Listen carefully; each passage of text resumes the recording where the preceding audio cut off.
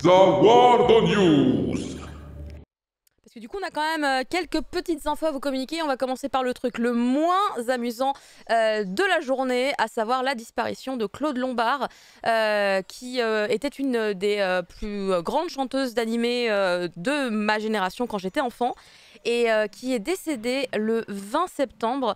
Il n'y a aucune information qui a été communiquée sur les raisons de son décès, ce qui surprend quand même beaucoup de gens, puisque le 15 septembre encore, elle était en concert.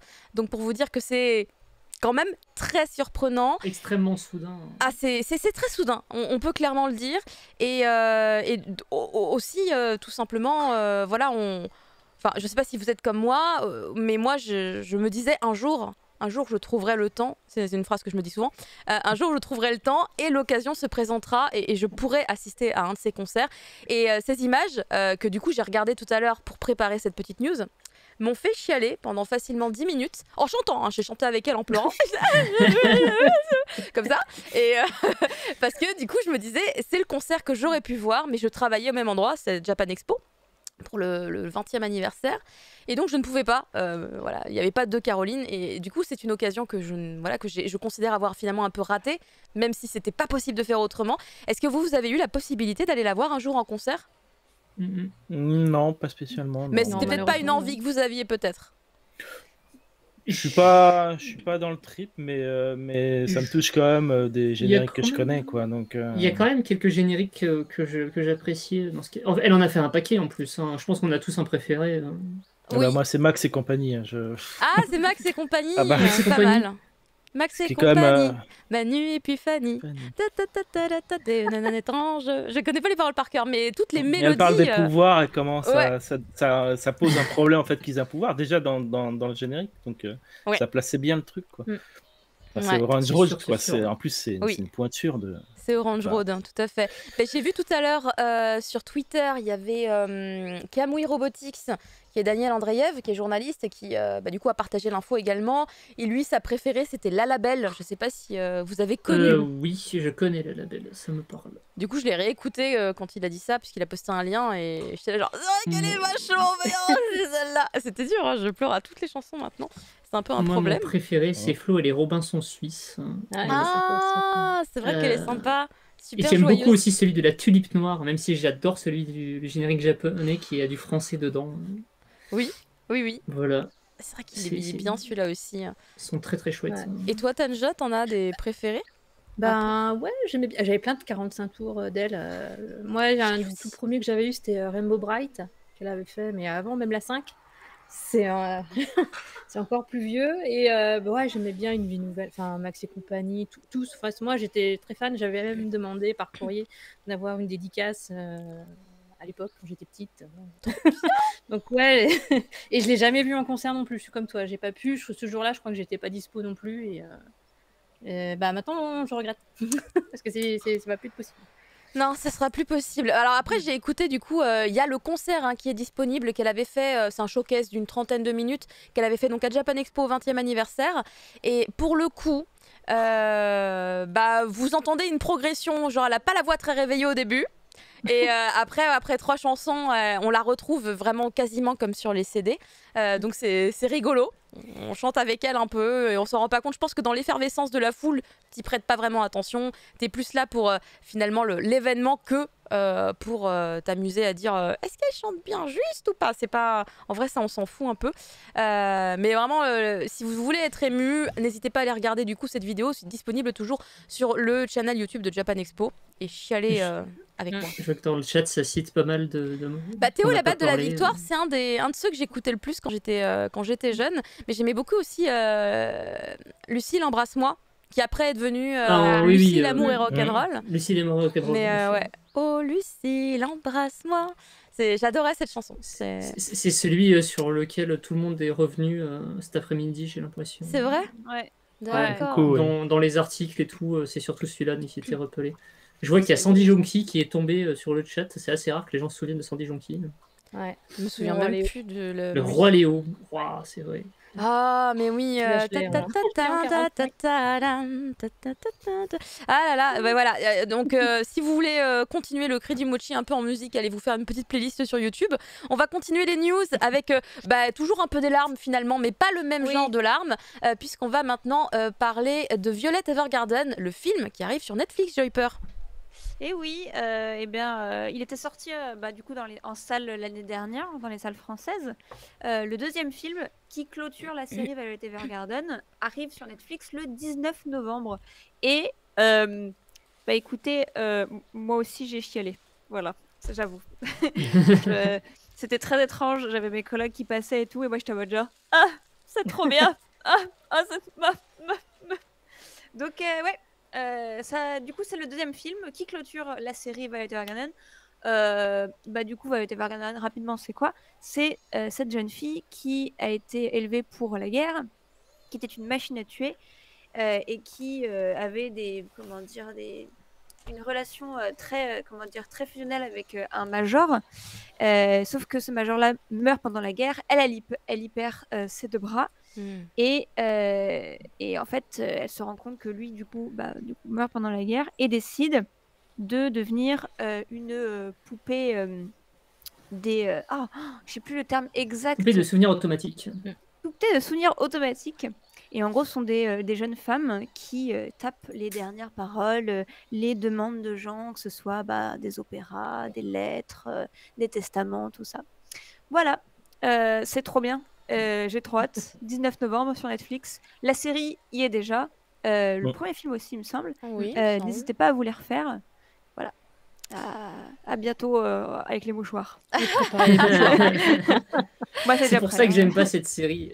Ouais, trop bien. Beaucoup trop bien. Bah écoute, là on va pas enchaîner sur des mouchoirs forcément, mais des émotions très intenses, très intenses, ça dépend pour qui en vrai, hein, parce que là Tanja, elle s'est chargée d'aller regarder un petit peu les nouveaux animés qui sont déjà disponibles. On est limite un petit peu en avance sur la saison, puisque en général, la saison commence pour l'automne, hein, bien évidemment, pour les animés en octobre. C'est vrai que quelquefois, certains animés peuvent commencer un petit peu plus tôt, et là c'est le cas de ces 3 séries, Tanja. Non, les 3. Non, pas les 3. Ceux de Crunchyroll, ouais, mais l'autre n'est pas encore sorti. Tu as la date du coup pour celui de Wakanim? Pourquoi est-ce que c'est la seule chose que je n'ai point notée? Désolé, c'est ma faute, j'étais sûr que celui-là, enfin, je pensais qu'il était déjà j'ai regardé tout à l'heure et il n'y avait pas. Donc non, il n'est pas encore sorti, celui-là, il ne va pas tarder, alors attends, je ne sais pas, je n'ai pas regardé. En octobre, de toute façon. Oui, c'est octobre. Hein, oh mince alors. De toute façon, vendredi prochain, dans le Morning des Munchies, on fera un topo de ça. Non, alors, ce qui a été annoncé. Oui, il y a eu trois annonces, donc Vampire Dies in No Time. Ça a l'air cool, il était super attendu sur Wakanim, hein. J'ai vu plein de gens. C'est une prod originale, hein, il me semble d'ailleurs celui-là. Pas du tout. Non. Il y a un manga. C'est pour ça qu'il était attendu. Non, c'est un manga. Il a un manga en 18 tomes déjà. Non. On peut dire que c'est pas. Attends, c'est ouais, j'ai vu qu'il était une prod. J'ai vu un truc, il y avait marqué prod originale. Ah mais c'est pas lui. Attends, je confonds. Non, ça doit pas être celui-là. Non, je confonds avec le trailer là qui est passé. C'est hier, je crois qu'il est sorti ça, là. c'est autre chose. Avec le violon là. Oui. Ça, c'est une prod originale, il me semble. Enfin, c'est Mappa et Madhouse. C'est ça. Tact Destiny. Tact machin, ouais, c'est ça. Mais pardon, confusion totale. Vas-y, Tanja. Oui, non, ça n'a rien à voir. Ça, c'est une petite comédie avec un vampire qui est. Comment dire qui se fait squatter, non, c'est pas ça? Ouais, il fait squatter c'est une mauviette, hein, en fait. Voilà, il se fait squatter sa maison par des gamins qui jouent dedans et en fait, il lui arrive plein d'aventures. C'est très drôle. Enfin, ça a l'air très drôle en tout cas. C'est fait par Madhouse aussi, pareil. Donc on se dit, ça peut le faire. Hein. Et, moi, je l'ai mis sur ma liste. Et il y en a 2 autres qui sont arrivés hier sur Crunchyroll. Que j'ai regardé. Ils sont 6 minutes chacun, donc c'est des très courts, très très courts. Alors le premier, c'est Tawawa on Monday, qui est la saison 2. La saison 1, elle était diffusée en 2016, mais elle n'est pas sur Crunchyroll, elle est nulle part. Donc on débarque directement sur la saison 2. Elle n'a pas été balancée en même temps, la saison négative no Tawawa? C'est bizarre ça. Pourquoi ils n'ont pas fait ça? Je sais pas. Je pense qu'ils n'ont pas les droits, donc. Ça, c'est des trucs d'un package, genre tu prends ça, t'as droit à ça, mais toi t'as ça avec. Je sais pas comment tu peux vendre ces 2 trucs-là. Non, mais ça fait partie du package. Alors, il y en a un, j'ai l'impression de. J'ai un peu peur parce que je me dis, est-ce que ça serait pas le mec qui faisait l'animé sur. Sur les... Celui-ci, là, donc, c'est pareil, c'est fait à partir d'illustrations. À la base, c'est que des illustrations. Et moi, j'avais trouvé j'avais trouvé le synopsis plutôt sympa. Chaque lundi, un employé de bureau et une lycéenne se retrouvent dans le même train. L'homme devient une sorte de garde du corps de la jeune fille et tous deux bavardent le temps du trajet. On sait comment ça va finir. Ça, c'est intéressant. Et en fait, j'ai eu des batailles de gros nichons tout le long des 6 minutes, donc j'ai pas bien compris le concept. Ah, les deux animés, c'est des épisodes de 6 minutes? Oui, les deux, ouais. C'est du court, ouais. C'est du court sur les deux. Bon, ça vaut pas plus. Hein.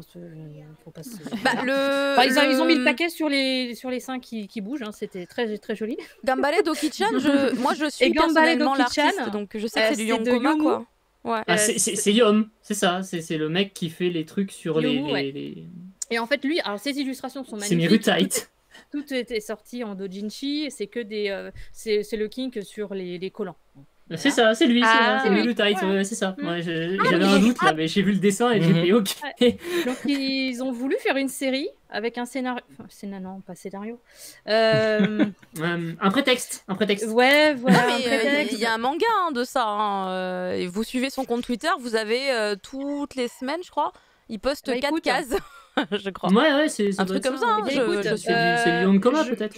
Ouais, voilà. Je vais essayer de voir le deuxième épisode, mais le premier épisode est tellement malaisant. Mais peut-être regarde plutôt le manga. Ah oui, non, mais oui, peut-être que l'animé rend chelou. Hein. T'avais kiffé l'animé avec les collants? Non, parce que c'était à peu près aussi malaise quand même. Hein. Quel animé avec des collants? L'autre série qui avait eu avant. C'était pas un manga, ça? Mirutight, il y a eu une adaptation. Ah, bah non, je connais. J'ai pas vu sa série à lui. C'était l'an dernier ou l'année d'avant. Et c'était très, très, très, très malaise. Alors, des très jolis pieds, des collants très, très bien dessinés. Et une drôle de fascination pour le fait que ça soit plein de sueur et humide. Et t'es là, sortez-moi de là. Dans les deux, tu vois pas les visages des mecs. Donc déjà, c'est... Ah bah il n'y avait pas de mecs dans la version dans Mirutight. De toute façon, c'était...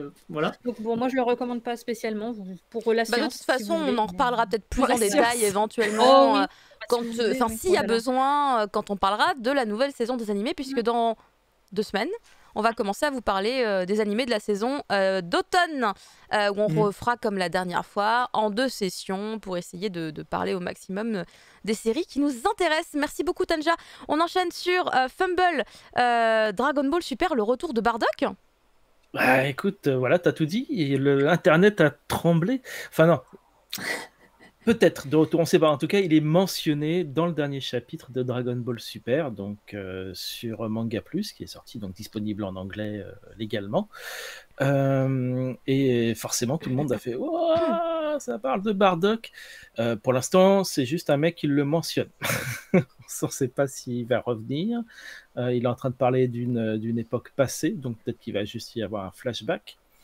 Mais bon, il le mentionne tout de même à Vegeta et Goku, et du coup, probablement que Goku va en apprendre un petit peu plus sur son père.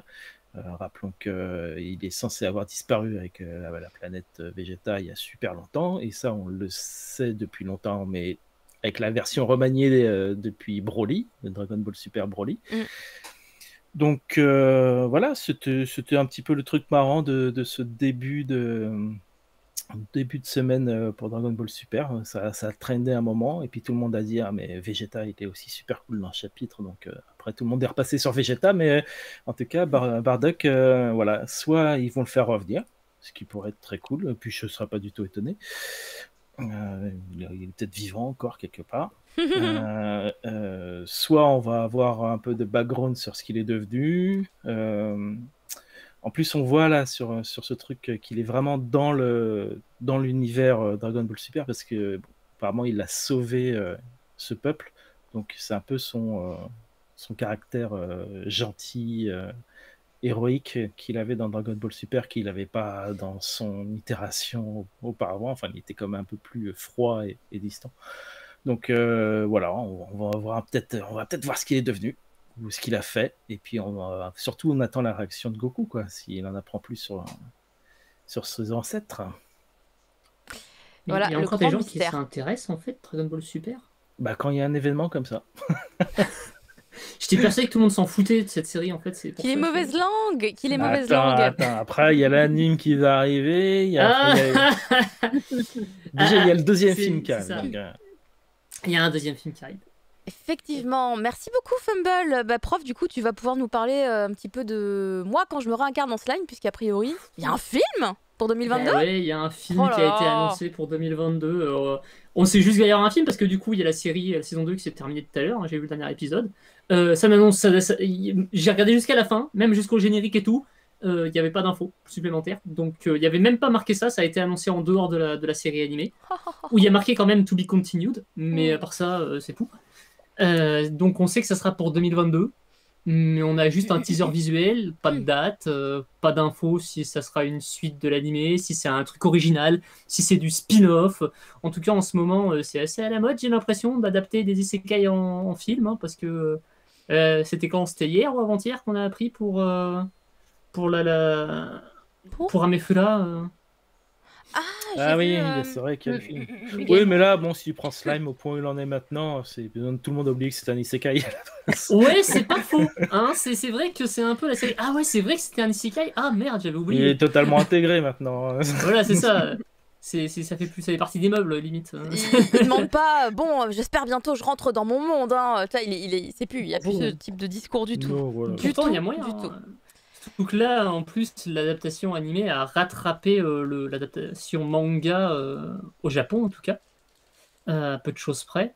Donc ils vont encore avoir ça va encore être décalé à nouveau quand ils vont annoncer une saison 3. Mais là, il faut lire le roman si tu veux la suite, quoi. Très bien. C'est un arc à adapter en film. Ouais. Merci beaucoup. Du coup, peut-être Potomac à adapter en film. Merci beaucoup les garçons. On va pouvoir du coup clôturer les petites news. Hein. C'était vraiment des toutes petites news parce que les vraies grosses news, vous le savez, dorénavant c'est dans le Morning Mochi le vendredi matin à 10h. Alors ce qui va suivre n'est pas une news, c'est un rappel. Juste si vous voulez soutenir le cri du mochi, c'est sur mon Tipeee. Juste je sais plus quoi fabriquer comme goods.